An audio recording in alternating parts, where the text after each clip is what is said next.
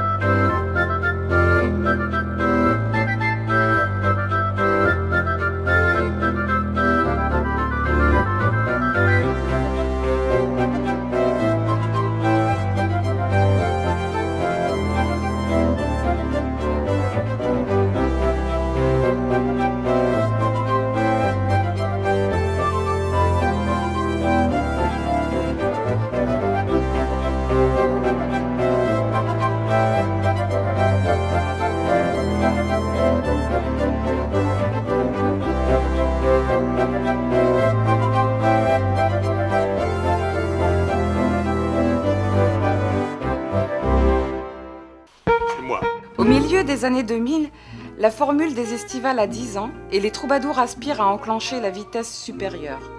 Ces 10 années leur ont permis de rôder leur technique et de constituer un noyau de figurants fidèles, mais une nouvelle évolution les attend. Le grand son lumière. 2004, Forêt Lumière, donc Lille, grande ville culturelle européenne et mondiale. Et puis donc tout le Nord doit vivre la culture. Grosse pyrotechnie qui devait se dérouler Porto, Boule, théâtre de verdure. Et donc nous sommes sollicités pour participer à Lille 2004. Et au début on devait faire des petites scénettes. Et les gens se déplaçaient et trouvaient à chaque fois, tous les 30 ou 40 mètres, une petite scénette. Poum, ils tombaient sur les Vikings, puis plus loin ils tombaient sur Vauban, pour le nommer, Trot, etc. Donc nous on est partis là-dessus, c'était bien parce qu'en plus de ça, ça nous permettait à 22h ou 23h, nous de voir le spectacle aussi. Donc on avait déjà conçu la mise en scène, je peux te rappeler. On avait déjà tout écrit quasiment. Un mois avant, un mois et demi avant, paf, qu'est-ce qui s'est déroulé, on ne sait pas, mais le groupe F, ah non, on ne peut plus jouer Porto Boule, alors est-ce qu'on était trop près des habitations? Notre projet tombait à l'eau et qu'on devait faire un spectacle style son-lumière. On a essayé de retrouver un lieu. Donc le terre de verdure, on ne pouvait pas y aller puisque c'est là qu'était prévu le grand feu d'artifice. On a refait le tour partout, le dessous, en face de l'embarcadère, et puis on est arrivé à la Porto Boule. Et on a refait donc le spectacle en plein jour et on a rejoué après à 22h. Voilà. Ouais, mais à 21h, il commence à faire noir. Il faut de l'éclairage. Et puis il faudra du son. Et puis, c'est dire que ça y est, on est arrivé au son lumière. On a joué devant un parterre, il n'y avait pas de gradin, donc là on a joué devant 3000 personnes qui avaient inondé le terrain. Et c'est là que monsieur le maire il a dit, puisque ça a beaucoup plu, puis qu'il y a eu beaucoup de monde, l'année prochaine, 2005, vous revenez sur le terrain. Donc la naissance du son lumière à la Porto Boule, c'est faite comme ça. Merci monsieur le maire. Je trouvais quand même la débauche d'énergie que représentait le fait de le faire tous les 4 ans, je trouvais ça bien, mais en même temps, je veux dire, le soufflet retombé, quoi. Bon, moi j'ai aussi une approche d'attractivité de la ville au travers du son-lumière. Il y a la démarche citoyenne, j'en participe, puis la démarche éducative, l'histoire, et puis la démarche comme attractivité de la ville, faire connaître Gravelines, mais Gravelines avec ses remparts. Et là, en disant que ça s'est institutionnalisé, si on peut dire, puisque 2005, 2006, 2007, 2008... Enfin, c'est ce qu'on voulait depuis 86. On s'est dit, enfin, on va avoir un spectacle qui va se dérouler tous les ans. Donc, les figurants, ils ne demandaient pas mieux. Et là, je vais dire que les bénévoles, on n'a plus de difficultés. On a des fois des difficultés à finir, trouver 350 ou 400 personnes, mais 250 à 300, c'est très rapide, quoi. Oui, c'est devenu un produit touristique annuel, répétitif, qui chaque année monte en puissance. Donc je crois que le pari que nous avons pris il y a quelques années de le faire chaque année, il est réussi, même si rien n'est jamais gagné, comme je le dis à chaque assemblée générale. Donc là, ça a été une nouvelle étape, avant la suivante, pour l'instant on est bien dedans. Et alors ce qui est intéressant, c'est que les estivales, on était beaucoup d'adultes, des très jeunes. On avait les enfants des adultes et les adultes. Et puis, troisième âge, hein, donc bon, nos aînés. Et donc je commence à faire partie. C'est bien. Mais maintenant, on a beaucoup d'ados qui viennent. Quand je suis arrivée au CAC, moi j'ai rencontré par exemple Lisanne et Jean-Yves, je les connaissais déjà de vue, mais pas, enfin seulement de vue, quoi. Et tout de suite on a lié des liens d'amitié, et puis après c'est les amis des amis et qui deviennent des amis, et on devient, là on est une formidable petite bande, quoi. Donc après le spectacle, dormir chez l'un, chez l'autre, manger tous ensemble, on passait la journée ensemble. Le soir on faisait le spectacle, on retournait dormir chez une autre personne, et ça jusqu'à la fin du spectacle. De ce que je vois, hein, j'ai vu quand même des jeunes très impliqués au sein du CAC, donc je pense que la relève, elle est pas loin. Ils viennent pas pour déconner, parce qu'ils ont vu la porte ouverte, ils ont vu la lumière, ils sont rentrés, ils viennent faire tac-tac, et ils sont vraiment dedans, et tout ce qu'ils font, ils le jouent bien. Alors pour la scène de Saint-Willibrord, en fait, le bureau nous a confié donc, au petit groupe de jeunes un rôle assez particulier, et on a dû monter une chorégraphie, et là encore une fois c'est génial parce que c'est vachement fédérateur de faire ça. Et puis on se retrouvait tous les week-ends entre copines pour créer la chorégraphie, ça a mis du temps, on a pas mal répété. Et l'année suivante, une autre danseuse est arrivée, elle nous a permis de faire un truc un peu plus travaillé. Et on l'a bossé vraiment cette chorégraphie. En fait, on avait monté quelque chose et on s'est dit non, ça va pas, on a tout recommencé plusieurs fois, et puis finalement on est arrivé à un résultat qui valait ce qu'il valait, mais apparemment ça a plu, quoi.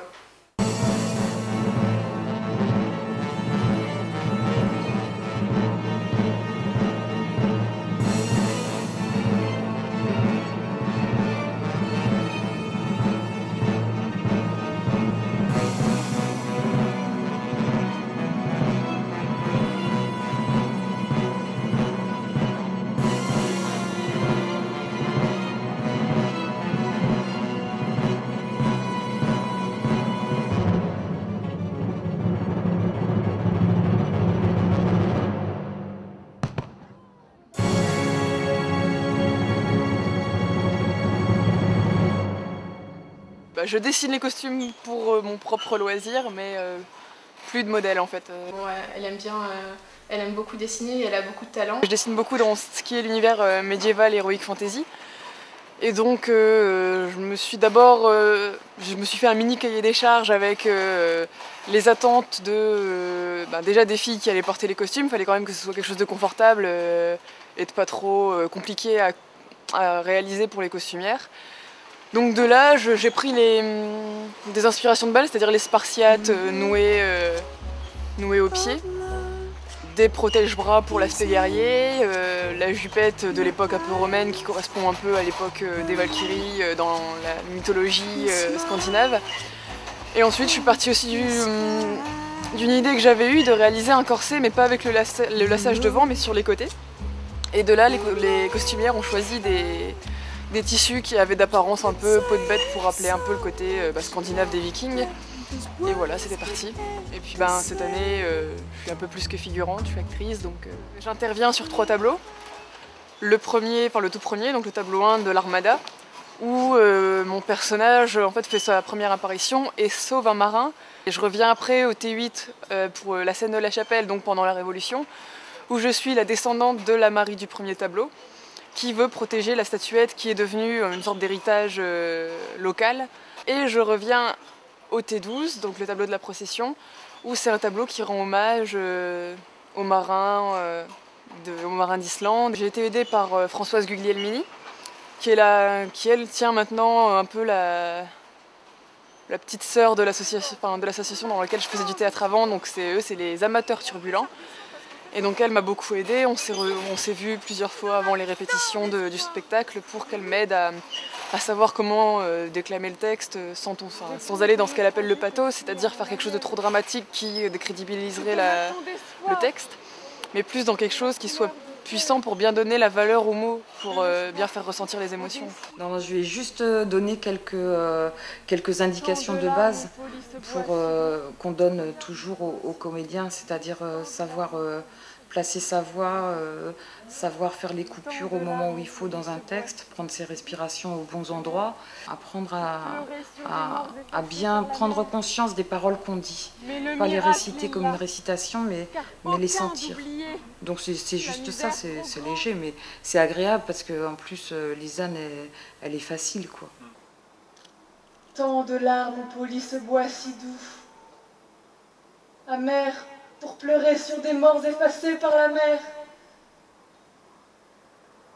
Mais le miracle est là, car aucun d'oublié. La misère trop grande ressuscite nos noyés en géants revenus. Mon papa, il est fier. Donc l'avenir du kayak est assuré. Parce que s'ils sont en train de s'approprier un jour, peut-être que les anciens pourront partir et laisser la... Je laisserai mon poste de président provisoire à disposition. Et puis on retrouve aussi donc le mélange associatif, puisque là on retrouve un petit peu une des idées de 86, de faire venir des associations. On a la chance d'avoir un tissu associatif à Gravelines important, qui vient aussi en plus en renfort de ce qui est fait au niveau du son lumière. Enfin, en 2008, on avait quand même 6 à 8 associations qui sont venues pour apporter leur savoir-faire. L'apport d'autres associations, le travail interassociatif, intercommunal associatif, ça aussi c'est important parce que maintenant le CIVAM de là intervient, donc c'est pas uniquement Gravelines. Parce qu'on a même eu des associations qui venaient de Berg, qui vient quand même de 28 km, Audruic. La fanfare d'Audruic, l'harmonie d'Audruic qui vient quand même encore un peu plus, Lone Plage. C'est devenu quand même un élément central de l'animation du Dunkerquois, du Gravelinois en saison estivale. On sent qu'on n'est plus tout seul à tirer le bateau, quoi. Maintenant, chacun a pris sa rame et... C'est vrai que c'était un souhait de Patrice et en discutant comme ça pour le pourpoint, en lui disant mais tu sais je fais partie d'une harmonie, ça les intéresserait, et lui il nous a dit ah oui ça serait bien d'avoir des tableaux vivants avec une musique en direct. Donc la première année on a joué la Sambre émeuse, toujours sur le tableau du CAS, il me semble, oui c'est ça, et c'était une première approche. Et cette année, on trouve très, très bien le fait de nous avoir donné la possibilité de jouer et qu'il y ait des danseurs qui participent à ce moment. L'intérêt d'un son et lumière, c'est une aventure collective, c'est d'être ensemble, de découvrir plein de gens qu'on ne connaissait pas, de différents milieux, différentes villes. On découvre d'autres associations, d'autres personnalités, et puis c'est le charme de cette aventure, quoi. C'est parce qu'habituellement, on a l'habitude soit du défilé vraiment très protocolaire, en rang et tout ça, ou bien après c'est le concert traditionnel, on est devant le public et puis on fait nos morceaux, et les gens sont venus pour nous. Là déjà c'est quelque chose de différent, les gens ne sont pas là pour nous, ils sont là pour le son et lumière, et et on est là pour eux. C'est aussi l'occasion de participer à un spectacle vivant. Je crois que beaucoup de musiciens ont le goût pour la participation au spectacle, pas juste à un spectacle musical. Et là, c'est l'occasion en fait.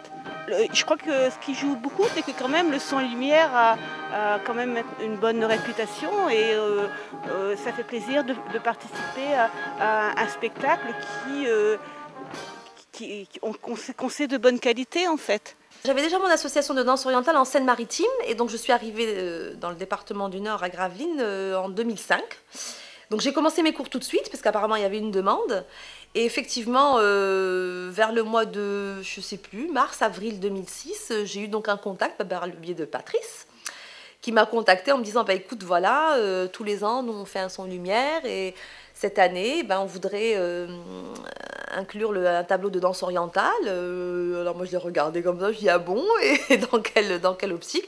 Donc il m'a un petit peu expliqué ce qu'il entendait. C'était l'année où on avait comment dire, les soldats qui étaient partis en Algérie, donc il y avait un lien un petit peu pour rappeler un peu le côté oriental. Donc voilà, Patrice m'avait demandé de monter pareil une chorégraphie de danse orientale courte, parce que Patrick est très très exigeant au niveau de la durée de la musique. Et donc voilà, ça a été une première expérience qui a été apparemment très concluante, puisque ça a plu, ça a été nouveau, ça a été original, je pense. Et puis l'année d'après, on a re-signé, entre guillemets, puisqu'on a refait une chorégraphie, donc cette fois-ci avec le tableau du grand Mamamouchi, qui venait donc au Palais de Versailles. Donc je m'en souviens très bien, ça avait été formidable comme tableau. C'était en 2007, tout à fait. Disons que le son et lumière, nous, on vient rajouter un petit quelque chose. Hein. C'est bon, son et lumière, c'est une grosse machine qui existe depuis un certain nombre d'années.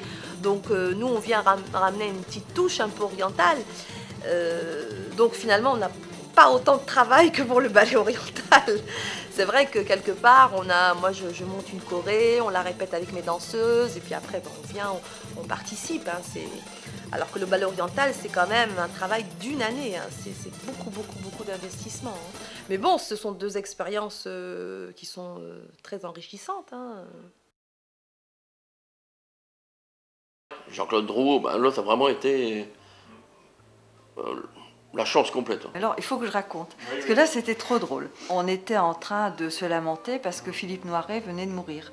Et en plaisantant, il y a un du groupe qui a dit « Oh, c'est dommage, on lui aurait confié le rôle de Vauban. » Parce que ce sera intéressant quand même d'avoir, pour Vauban, d'avoir quelqu'un qui a une belle voix, qui pose bien. Et j'ai dit « Mais moi, je connais quelqu'un qui a une belle voix. » « Oh, qui ? Jean-Claude Drouot. »« Oh, ah bon ? Bah oui, je le connais bien. Si vous voulez, je peux lui demander de venir. » Ouais, je dis, puis moi je vais demander au pape aussi, et t'arrêtes. Bon. Oh, tu connais Jean-Claude Drouot, arrête. Et puis si, je t'appelle demain, je te donne son numéro de téléphone. Ouais, oui, c'est ça. Jean-Claude Drouot, je le connais depuis très longtemps, hein, depuis, 60...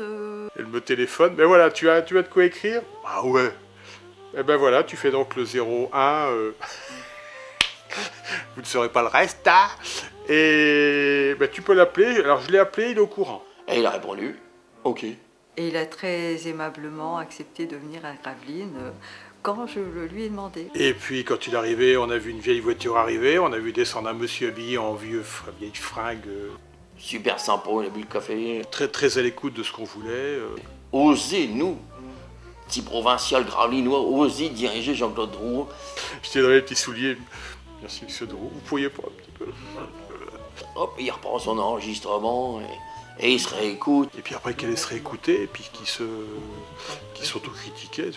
Et redéclamer et dire « Ah ouais, c'est ça que je voulais. » Et nous « Oh, ouais, c'est beau. » Ce que je ressens, c'est que le son et lumière, c'est un peu professionnalisé, on va dire. C'est-à-dire que vraiment tout le monde apprend son rôle à cœur, que ce soit aussi bien donc les gens du bureau, que ce soit aussi bien nous, techniciens et puis artificiers, mais aussi et surtout les bénévoles. Je trouve que ça s'est drôlement professionnalisé. Je trouve que maintenant, ce qui est fait, c'est vraiment... ouais, c'est digne de spectacle professionnel, quoi. Oh, beaucoup plus rythmé, beaucoup plus condensé, bien formaté. On sent le professionnalisme quand même, l'attention, le rythme, l'alternance des scènes. Il y a de la qualité qui s'est fait avec notre savoir qu'on s'est emmagasiné pendant toutes ces années. Ce qui est bien aussi, c'est que tous les ans, au niveau technique, on se rend compte qu'il y a des améliorations. Il y a un autre défi, c'est qu'aujourd'hui, il y a une commande municipale qui est un spectacle annuel. C'est l'un des seuls spectacles que moi je connaisse où les bénévoles sont aussi sérieux, ils sont aussi respectueux. C'est un spectacle qui se veut professionnel. Les gens attendent au tournant, ils reviennent que si le spectacle il est de qualité. Souvent on a entendu c'est mieux que les années précédentes, donc on voit qu'ils sont motivés à venir voir le spectacle. C'est vrai que là, quand on a vu l'affiche à la billetterie complet, ça fait... Bon, c'est gênant parce qu'on refuse du monde, mais quand même quelque part on sent que la petite graine, le petit bébé qu'on a fait en 86, moi c'est pour me sauver de chez moi. J'en ai ras-le-bol de ma femme, donc... Déjà, c'est de l'histoire, j'aime. J'écris, j'aime. Puis après, c'est un challenge. C'est créatif. C'est créatif, c'est festif, faut pas le négliger non plus. On rigole quand même. Oui. C'est instructif. Ah oui, on apprend l'histoire. On apprend l'histoire. Les enfants ont appris l'histoire grâce à Patrice. Alors, d'abord en 86, ce que ça m'a amené, c'est un sentiment très fort d'utilité. Moi, c'est la chaleur humaine, c'est les gens. On rencontre des gens de tout niveau, de tout horizon. Disons que moi ça m'apporte énormément, c'est vrai que moi j'attends pratiquement ça tout le long de l'année. Au CAC, il y a un esprit de famille. On vit avec un brassage qui va de 6 ans à 82, 83 ans avec Thérèse. C'est tout corps social mélangé. C'est vrai que pour moi le CAC c'est une seconde famille. Beaucoup d'amis, une ambiance familiale. C'est des gens qui me suivent depuis que je suis toute petite, donc pour moi je partage parfois avec les gens du CAC un rapport plus fort qu'avec les membres de ma famille. Tous les matins, je me lève, je vais au chapiteau, je passe la journée au chapiteau, je rentre chez moi, c'est juste pour dormir, quoi. Le chapiteau, c'est une deuxième maison et les copains qui y sont, c'est un peu une deuxième famille. Une belle et grande famille, ouais, c'est vrai.